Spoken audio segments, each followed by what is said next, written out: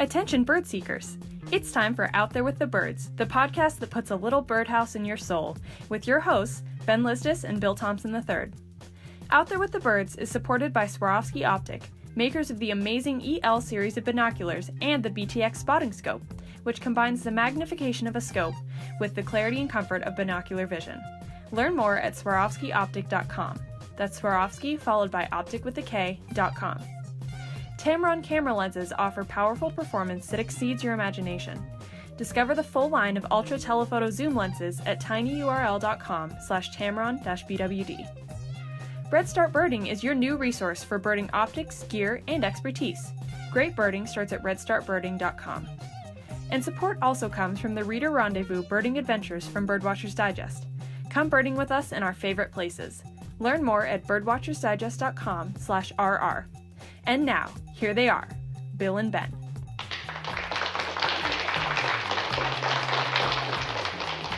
Well, Ben, it's time for yet another episode of Out There with the Birds. Welcome. Here we are.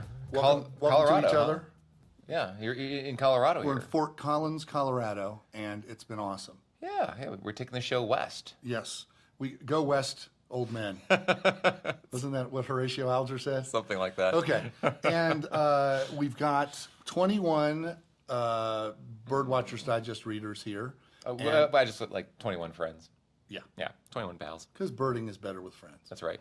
And we've been rocking the birds. I don't know that we've necessarily missed anything that we were targeting per se. And we're midway through. You know, we spent yesterday at the Pawnee Grasslands. Oh my gosh, do I love grassland birding? That's really what kind of got me into birding is grassland birds. You know, Oh, really? so yeah, I was doing, you know, as an undergraduate in college, vegetation sampling and prairies and whatnot, and I would go out there with someone who would do bird surveys. And so early in the morning, I'd help her with the bird surveys, and then once the bird quieted down, she'd help me with my vegetation collection. So I'm not something about that. Nothing about that, I should say, surprises me that you were sampling vegetation as an undergrad. Yes, it was great. You know, I got my background's in restoration ecology, landscape architecture. So, Right. But those grassland birds really are what got me interested in birds. Once I was just spending so much time in those mornings out in the prairies, vesper sparrows and bobolinks and upland sandpipers and just Dick you know, thistles and just learning all these birds for the first time, and then just realize these are just grassland birds, and you can go to any habitat and there's a whole potpourri of birds specialized for whatever you have, you know, oak savannas, woodlands, you name it. And so that kind of got me into birds. So being out in the Pawnee Grasslands yesterday was pretty awesome. Yeah, it reminded me of the days of my youth growing up in Iowa, the Great Flat. Yeah. And I just love that wide open space with big sky. You can scan for miles. The cool thing about being out in Pawnee Grasslands is you could sit there, and it got kind of bakingly hot in the afternoon. Yeah. And you could look up and see the snow-covered Rockies in the distance. Yeah. That was kind of cool. Yep. And all those birds there with their flight display characteristics that they do. And, you know, those grassland birds have a way of behaving that just is just so typical of them. You're just out there, they just behave differently. They don't flit from tree to tree like we see other birds. Because they would just be flitting a long time. There's no tree. It'd be nothing but flitting. That's right. Full-time flitting. Yeah. So yesterday we had that. We did the foothills today. So really we have yet to jump into some of those higher altitude, the Rocky Mountain birds, which is coming, you know, later on. In the next 2 days. Yeah. And we might even kind of break this podcast up into two parts and talk a little bit about that. Yeah, I think we should. After that happens. I think we should. But for the time being, here we are. And we're also enjoying extra special views of birds because we have our friend Clay Taylor here from Swarovski Optik, North America. Clay, welcome to the show. Thank you. And welcome to the Rendezvous. It's always a big blast to have you along, not only because you're fun to bird with and you're a heck of a birder, but because you bring your, what'd you call it, a war chest? War chest of birding Toy optics. box. Yeah, toy box. That's more family friendly. But it is, you know, it's one. Swarovski has been a great supporter of not just Out There with the Birds, but of our Birdwatchers Digest Reader Rendezvous. And one of the perks is that we get to show and tell some of their incredible gear here. And you know, we go out to a spot and Clay opens up the toy box, we'll say, and you've got a whole just assortment, every shape and size of sport optics there to choose from, and people get to play around with them. And it got me thinking, Clay. So let's say that you were someone who had full access to a full product line, let's say from Swarovski, and this is just hypothetically speaking. That's me. Yeah. No, it is me. I literally have one of everything except rifle scopes. Right. So yeah, and everybody says, well, what do you use? And Yeah, I'm wondering that. Like, do you have a favorite that you go to all the time? Does it depend on the habitat? How do you pick out what you're going to bird with? Because it's all such good stuff. And this is it. And so I'll say somebody says, what's your favorite binocular? And I say, okay, where do you want me to be? Right. Am I going to be at the boardwalk at McGee Marsh? Am I going to be at Cape May watching hawks? Am I going to be in Corpus Christi? Am I going to be? So yesterday in Pawnee Grasslands, what were you using? Yesterday I was just using my little 8x32 ELs because it was just spotting something. And it was then out at a scoping distance, it. and then I grabbed it with the scope. Right. So the binocular was just more or less to be able to, like when we had the golden eagle was flying out behind the buttes there. I picked that up just because of the field of view of the 8x32. But yeah, choosing a binocular. One of the things that makes us, I won't say crazy, but one of the interesting things about bird watching is everybody buys a binocular, a scope, a couple of field guides, maybe a camera, and then that's it. Whereas in the other industries we go into, a hunter will have lots of different binoculars, lots of different rifle scopes, lots of different toys for different types of things. Right. And I'll take a different binocular to the ocean and do a sea watch than I will to go into, like I say, McGee Marsh or whatever. For most people, a binocular is jack of all trades, master of none. They want it to do everything, Yeah. Right. which is fine. But when you're standing next to somebody who can see something that you can't, and he happens to have a 10x50 binocular, or he happens to have an 8x32 with a really wide field of view, and he's picking up these migrating hawks well before you're seeing them because he can see more sky, then you kind of get an idea of, well, for my needs, here's what I want to go. And really, ultimately, we birders should have a couple of choices on any given day. You don't have to bring them with you, but you know that, okay, today in the lowlands, I'm going to take, I don't need wide field of view because I'm just dealing with individual trees. I'm going to go something a little narrower, a little more focused. When I travel, and a couple of other people in the company have totally independently come out with this.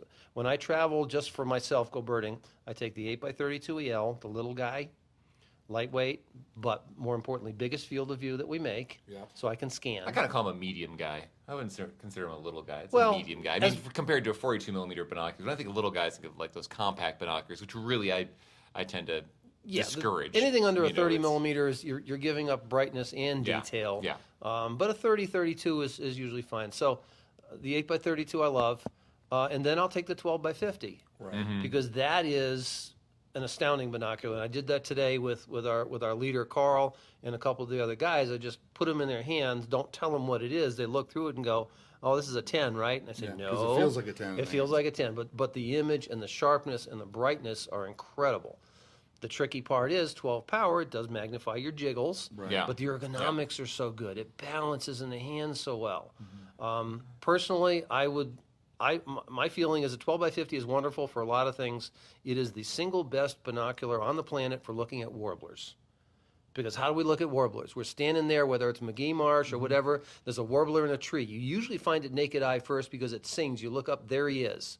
So you don't need a big field of view. Right. You pick up that 12x50 and the detail just makes you gasp. Right. And I've done this with plenty of people with our 10x50s, with our 8.5 42s, our 1042s, and the 12x50 always just slays them. Right. It's a wonderful glass. I kind of speak to that. I always say how anytime you think about purchasing or choosing binoculars, it's just balancing trade-offs, and it's a matter of birders educating themselves to the extent of, if I choose to have more of A, I need to know that I'm going to lose a little bit of B and maybe a lot of C. And what are those trade-offs all about? What is A, B, and C? If I want more magnification, I'm going to lose field of view. I might lose brightness if I don't want to get extra weight with that. All these things, and so but people often ask, like, what is the best well-rounded? Right. So if you don't have an arsenal of optics to choose from, Right. what's a well-rounded binocular? Well, when I was a young birder and beginning birder, everybody talked about 7x32 was the standard. 7 by the old 35. 7 by 35. Yeah, 7 by 35. Even yeah. the old Peterson Field Guide used to say 7 by 7x35 binocular. And then the other one that they had was a 10x50. Yeah. So those were the two. In 1975, when I started, that was it. I had a 7x35. Right. So did I. Yeah. And then somewhere around the end of the 70s, early 80s, all of a sudden an 8 became popular Right. because it was a medium. It was a little bit more more. magnification than the 7, but not so much with the 10 that you were shaking. But Now we have 8.5s. Right. But now with modern, technology and the developments of lighter weight bodies and, better coatings and lighter weight, not leaded glass, lighter weight glass and everything, it's to the point now where an 8 is the standard. I would say 8x42 is probably the standard, but a lot of people get 10s too. They do. And here's the interesting part. A lot of birders say, I got to have a 42 because of low light. Right. All right. Hunters need low light because after the sun sets and the deer are walking out into the field, they can Right. tell which is the one that they want to go chase after. Birders hug. don't bird in low light. Low light is sunset. Yeah. We're not doing critical bird watching at sunset. We never are. We're maybe identifying stuff, but we're not looking at laurel colors, leg colors, what the primary projections are of flycatchers at sunset. They're going to sleep. Right. So if you take an 8x32 and an 8x42 and really look up into the trees and the leaves with them, as long as they're built to the same image quality, that 832 is fine. Right. Yeah, It's absolutely fine. I've always been a huge fan of 8x32s as a good one size does all, with the caveat though, because really with that smaller front lens, you lose some image brightness like Clay was alluding to, but if you're affording yourself the luxury of something like a pair of Swarovskis, you can kind of have your cake and eat it too, because you're collecting less light, but the light that you're getting, you're using more efficiently. Those really high-end binoculars. So oftentimes in those low-light situations, a real premium pair of 832s will perform just as good brightness-wise, if not better, than some darn good mid-price 42 millimeter binoculars. And that's the key. So- So I'm gonna throw the photographer's card on the game here. We all know that outside is bright, and then when the sun comes over a cloud, the photographer knows you lose 1 f-stop, probably 2, maybe 3 if it gets really dark and cloudy. If you look up into the trees and the leaves on an overcast day, you've lost about 5 f-stops from bright sunny to there. Right. All right. Sitting here in this room, in this conference room, this is 7 f-stops darker than it is outside. Yet we can pick up our binoculars and read every little detail in this conference room. Right. Yeah. So there's no reason why we can't see details up in the leaves unless we have a lesser quality binocular where the contrast isn't Yeah. so good. So we're just not seeing the details because of the optics. It's nothing to do with the brightness. And do you think that's losing more light inside the body of the less expensive binocular? Yes. Yeah. So the It's light's getting internals. in the objective lens. Right. But it's not making it to Exactly. the eyepiece. Exactly. It's getting lost in translation, transition, whatever you want to call it. And that's Yes, all part of like what goes into, why do two 8x42s or whatever size look so similar on paper minus the price tag? Right. And it's some of those technical aspects That you of it that you can't really see. can't, Yeah. and you can't really explain it to people without really getting overly technical to the point where, how do you translate that? Yeah. Well, you just experience it. So let me throw this out there. We were talking just before we started here about birders now really kind of needing 2 binoculars. I know for a fact that sometimes when I travel for a non-birding trip, Yep. or like, for example, going to the British Bird Fair. I'm not going there to go birding. I'm going there to walk around and talk to people and do business and all that stuff. I'm only going to take a small binocular Yeah. because I got to carry it with me everywhere. I want it to be compact. It's got to fit in my carry-on. So I think just, throwing it out there, an 8x32 and a 10x42 or 10x50 if you wanted to go that far. I go 1250. Those two are the ones that I think would be your kind the of great like- 1-2 punch. Yeah. Yeah. It's like an acoustic guitar and an electric guitar. Yep. If you're a musician, you have to have one of each. Well, Yes. it's like the analogy to golf. You can play an entire round of golf, 18 holes, with just a 5-iron. Right. But it's not a lot of fun. Yeah. You can go birding in California, Arizona, Costa Rica, and Africa with an 8.5 42 binocular and have wonderful views. Right. But if you had a little and a big, you might get a spectacular view on one place, one time, one instance Right. that just changes your life. So. Yeah, not to mention the fact that, being able to have a second pair of binoculars in case something goes wrong with one or somebody. How many times have you had a second pair of binoculars?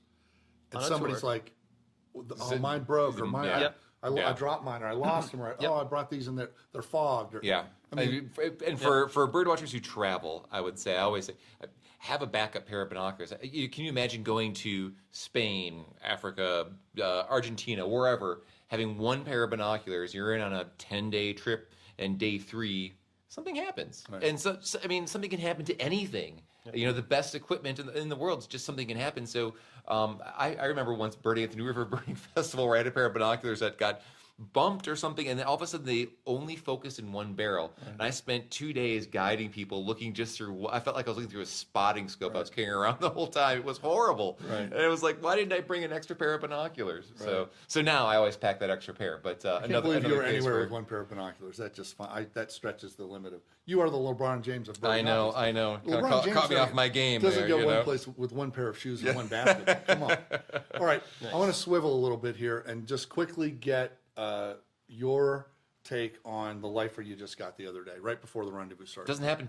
I mean, Clay, lifers don't come all often for you. No, so North American life bird. North American lifers. Give us the details here. I'm over 700 somewhere. It's somewhere between 710 and 720. I don't know what it is. So a little background is Andy Bankert, who grew up in Florida and was known for everybody with David Simpson and the Punk. Andy's living out here in Fort Collins, working for Bird Observatory, the Rocky Mountain Bird Observatory. And so he was on our Swarovski Optik birding team doing the Great Texas Birding Classic, and we ripped up Texas. We had a wonderful time. So told Andy I was coming out, and he goes, "Yeah, if you got any time, we can go birding. There's a little colony of Baird sparrows here in northern Colorado that's only been here a couple years, and nobody's quite sure where they came from or what they're doing, and we're trying to find out if they're breeding or not." I went, "Oh, that's really cool, because Baird sparrow is the last sparrow, the last breeding sparrow I need here for North America." And he goes, "All right, come on out early, we'll go." So we went out, we drove north of Fort Collins and went up to what's called the Soapstone conservation area, which is actually this huge amount of land that Fort Collins, the city of Fort Collins, bought up, using it for a number of reasons and also to limit development, but it's all grasslands. It's gorgeous. And we got there, they had a number of spots where Baird sparrows were being seen. They've been monitoring them. They've even caught a few of them and put geolocators on them. So we went to the first spot right at dawn, nothing, no calling. Mm-hmm. Went to the second spot, nothing. Andy's going, boy. "This is weird." He said, "They were just here just days ago." Right. And I'm going, "Uh-oh, here we go. This is I can Nemesis bird. I can see Nemesis bird coming up. Yeah, big time here, because this is the first time I've ever really even been in an area for Baird sparrow." Third spot was joined by another colleague. Still nothing. Had a dickcissel singing. We had tons of grasshopper sparrows and snipe were winnowing. Oh. It was gorgeous. It was a beautiful morning. Yeah. I would have been happy if we weren't on this Baird sparrow quest. Right. I would have been totally happy. So we're heading back out, and Andy's going, "Well, there's one other spot where they were there yesterday." And okay, cool. We were going through a gate. We were locking the gate back up. And Aaron, who was the project manager, goes, "I just heard one." Mm-hmm. I went, "Darn."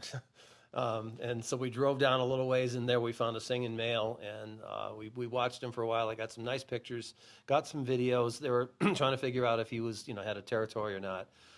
Then we left him and went over to this other spot and had 3 or 4 more. Nice. So I ended up getting some great pictures. So some closed out good the video. family. Closed out the sparrows now. Yep. So Yeah, and I think that I told you the day before you were going, that I love the Baird sparrow song. Yes. I spent a lot of time with those birds on various North Dakota Potholes Festival field trips, and it's got this, starts off beautifully kind of Savannah-y, and then just goes minor. Yeah. And it's the saddest of all sparrows. Yeah. But it carries so well. I didn't realize how far that sound Soft, carried. but it carries. Yeah, it slices right through that prairie wind. Yeah. Well, and that's that characteristic supposed to of, be. of those prairie birds. Even grasshopper sparrows with their little kind of small little trill. Oh, by the way, did you notice that they just changed the scientific name, so they're no longer Ammodramus? Oh.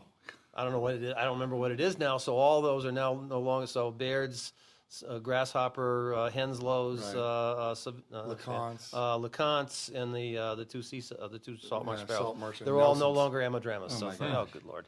So thank you. Once again, the reason why field guides should be in pencil with each species perforated on its own baseball card, 3-hole punched, so you can move them around and erase the name and write in pencil the new name. It's true. Okay, Clay, thank you so much. Congratulations. Thank you. It's been great birding with you. You're a monster out there in the field, I got to say.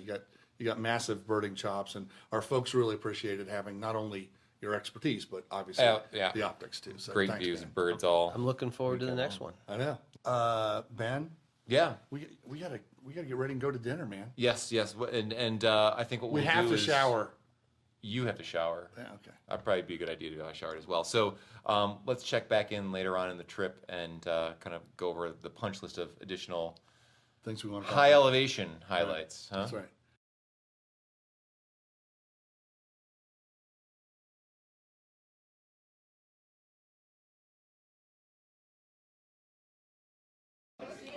Okay, Ben, we're at the final night of the Reader Rendezvous in Fort Collins, Colorado, and we're just trying something a little new here, walk around the room, kind of quick little live interviews with people. What do you think? Sure, what could possibly go wrong? That's always your catchphrase. We did not run out of red wine yet. No. We did run out of white. The beer is getting low. Are you prepared to go on a run? I don't believe it. Yeah? Go back and check. All right. So here's what we're gonna do. We're gonna walk around real quickly. I'm just you want to come with me? No, I'm going to keep working on my Out There with the Birds global birding checklist. I think TM. Yeah. And why is that? Because I got some good. I didn't do a real run through it since Maine. Oh. So I'm adding some Maine species to it, some Colorado species to it, and I'm feeling pretty good about my numbers right now. So if this goes really well, I might not need you on this podcast anymore. Okay. All right. Okay, guys, we're doing a quick little podcast about this rendezvous. Do you want to say anything about? Did you have a good time here? Do you want to say anything about what you did? Oh, it's been awesome. The food's been awesome. Y'all are great. Well, is it the food or the birds, Myra? The birds and the food, the birds mostly. That's what it came for, the birds. But stayed for the food. What? Your first time rendezvous. What did you think? My first time. We had a wonderful time. We'd like to come again, and yeah, it's great. And you were evangelizing for bird watching. Everywhere we went, we'd see people who were looking at us like, what the heck are you looking at? And you'd go right over. I was telling them all about it, trying to get new people. I appreciate it. We need new people, don't we? Yeah, we do. We All do. right. Well, thanks for coming. Yeah, thank you. We'll let you know. I'll let you know how many laugh birds. I had a lot of laugh birds. Okay. I'll let you know. Thanks, Myra. I appreciate that. All right. Hank, did you have a good time on the rendezvous? I had a great time. Now, you were out every day up in the high Rockies, and did you get some lifers? Lots of them, like everybody else. And they were all the ones you promised on the list. Yeah, I think we did pretty good on the bird promise. I'm not sure we got everything we promised, but most of them. I might have missed one or two. I'll get them next time. That's right. Thanks for coming, Hank. Rocky and Jim, you guys have a good time at the rendezvous? Oh, fantastic time. Good. Really was. What was your awesome. favorite bird? I like the burrowing owl. Yep, Okay. burrowing owl. Yeah? Yep.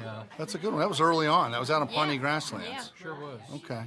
Well, we always appreciate, it's always great to see you guys. Thanks for coming yet again. Okay. We'll see you at the next one. We'll see you in Texas. All right. Take care. Safe travels. Hey, Clay. Yes. You were telling me you got great pictures of what bird today? Really good pictures of the Williamson sapsucker. Some other very cool stuff. Plus a few nice butterfly pictures too. Yeah. So, What was the best butterfly you got? Wademer's Admiral was awesome. I always love to see that. Those were the friendly ones. That was with the big one, yeah. The Yeah. one with the white stripes and was landing on people and all that. So yeah. cool. Yes. Okay. Well, it's always great to have you here, and especially to have your array of your toy box of optics. So thanks, Clay. It was my pleasure. And see you in Texas. See you in Texas. Yes. All right, kids. You guys are probably the most repeat offenders we have. It's like what was the number on your name tag? 5. Okay. And you guys are the same? Siri and No, we're 4. you're 4. Oh, okay. Yes, they're the biggest. You need Well, to talk to. how would you say this one stacked up compared to other rendezvous you've been on? It's right up there at the top. Yeah. This one and Texas, Yeah. those two. Well, did you have a favorite bird or favorite place we went? There are too many favorites. Yeah. Too many favorites. Did you have? There's at least one bird that I... Okay, David, I'm coming over to you. That was Sheila and Jim Barr. Here's David, and David and Siri. Here's David. He's going to ask us. He's going to tell me something. I was pretty disappointed that I didn't see a flammulated owl. Okay, awesome. You know, that wasn't chicken parm tonight. That was what we call chicken flam. So you actually did see one. You just didn't know it. All right. Matt, you were out chasing birds every spare second, and you got chased off a place. You're so avid you got chased off a place last night at sunset. What was your favorite bird from the trip? Williamson sapsucker. Okay. Did you saw that male today? Yes, that was beautiful, those colors. Yeah. I really, really like that bird. I've seen several, maybe a dozen Williamson sapsuckers in my life. That was the most colorful male I've ever seen. Yellow belly was amazing. Yeah. Thanks for coming, man. No problem, thank you. All right, guys. You've been to a lot, too, so you're veterans. Yeah? What'd you think? How's Colorado treat you? Awesome. Yeah. 45 life birds. No way. 45 Yes. life birds. That might be the championship number. Oh my gosh. Well, was there a favorite moment that you're going to take back home with you? Favorite moment was on top of the how do you pronounce it? Way up on top of above on the tundra where we saw the ptarmigan? Ptarmigan. Yeah, the white-tailed ptarmigan. No, mine was the burrowing owl. Okay. I'm hearing a lot of burrowing owl tonight. I've been looking for it forever. Really? Florida, Texas, Yep. and now here. On Great. top of the mountain and seeing the elk do the elk dance, and then the background of that was just spectacular. Yeah. I like being up there. It was a little hard trying to walk very fast because the air's so thin at 12,000 feet, but I was pleased to get that bird. It really blends in. So I was glad we got it. Well, thank you guys for coming, as always. Always nice to see you here. See you in Cape May. See you in Cape May. Awesome. All right. So I'm just catching quick little vignettes. You guys want to say anything to the folks back at home? Just that I finally saw the burrowing owl. Burrowing after owl's like the 3 championship years. bird here. And I love the dipper Okay. and the Williamson sapsucker. Yep. And the yellow-headed blackbird flock. All right. All right. And the dancing elk. Oh, dancing elk were nice. Lori, did you have any favorite bird on this trip? You don't have to say, but I don't want to copy, but the burrowing owl for sure. The Bullock's Oriole, I love that. I always like seeing the magpie, although I don't think he's very popular around here. no. Well, Carl, where would this rank in the panoply of field trips that you've guided here in Colorado? Oh, this is just totally off the charts. No, This is really. Apex. No. This is a fantastic group. They're so enthusiastic, and you, Ben, Emily, having Clay along, it's been fantastic. It's just been a wonderful experience. Well, I think I've gotten more out of it than any of you.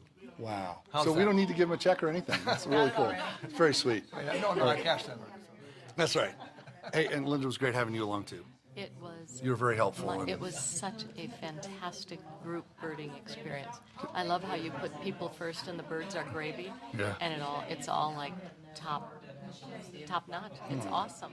Loved it. Well, Loved thanks it. for being part of it. And Carl, you did a great job. It was super getting out there in the field with you. All right. Well, thanks, guys. Come back anytime. We will. Well, Ben, we've reached the end of yet another Reader Rendezvous. And here we sit, brokenhearted, by the side of the road on our way to the Denver airport. We've got Emily in the front seat. We're making her chauffeur us around. Hi, Emily. Hello. We had a great Reader Rendezvous. Emily, how did you think things went? I thought it was awesome. Everyone seemed to have a good time. Saw some great birds. Good food? Good food. Very good food. Great vistas and landscape. Oh, yes. What was your favorite bird, Em? The white-tailed ptarmigan. Well done. She knows the P is silent. Ben, it was kind of epic this week, wouldn't you say? That was a lot of fun. I mean, 4 days, birding these different elevation habitats, spending 2 days up at that high elevation was really cool. White-tailed ptarmigan was a life bird for me, so I was thrilled nice. to get that bird. But also birding at the national park was pretty cool. Yeah. I mean, you go there, and this time of year, or late June, mid to late June, it is just packed. It's really kind of, it can be a little bit frustrating when you see how busy it is. At the same time, it's kind of gratifying to see how many people are out there enjoying our national parks. They get heavily used this time of year, I'll tell you that. Right. Yeah, it was. We got up early the 2 mornings we went up into the park. We got up early every morning, but super early to try to get up and beat the crowds up the mountains. We got all the way to the top. I think we were 12,500 feet. Pretty high. Roughly where we got the ptarmigan at, was it Trail Ridge Road, I think? Yeah, those alpine meadows up there, and all of those plants, those alpine plants, were just, I love that stuff.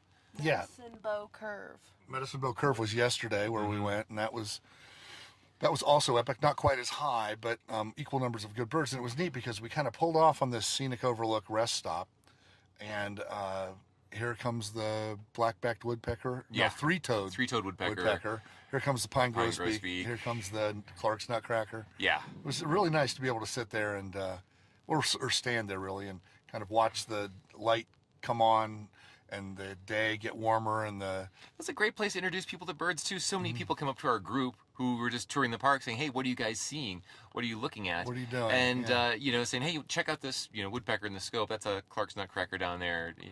Right. Just your gray-headed juncos." Just pointing out all these birds to folks who probably don't necessarily interact with bird watchers on a regular basis. So that was kind of cool. Kind of putting the flag out there for bird watchers. And as we're sitting here by this channelized roadside stream, we're tons of cliff swallows that are nesting under the interstate bridge. A prairie dog just popped his head up over here, which means there probably might get one more burrowing owl around here someplace. Anyway, I was pretty impressed though. I'd say birding in Colorado, you don't have. It was cool to be able to be based out of Fort Collins, really cool, fun town, easy to be in, lots of restaurants. But being able to be based out of there and to get into so many different habitats right from that one home base, I think that makes for an ideal birding destination. Yeah. And we had great bird diversity in all three of those different zones. Yeah, I think well over 100 species. Oh, geez, yeah, I thought it was like 140 or 135. Okay, so right around there. So yeah, I would say I really enjoyed seeing the black-headed grosbeak. I loved seeing the ptarmigan. The dipper is always a favorite. Morning warbler. But no, McGilvery's warbler. Yeah, McGilvery's warbler. Yes. Yeah, and that one little spot was great. The dusky and the Hammond's flycatchers. Being able to do some comparison of those, we got to see Hammond's flycatchers on the nest feeding young. That's so great. Who gets to see that? We actually had quite a few nests. We had golden eagles on the nest. We had Hammond's flycatcher on the nest. Plumbus vireo on the nest. Yep.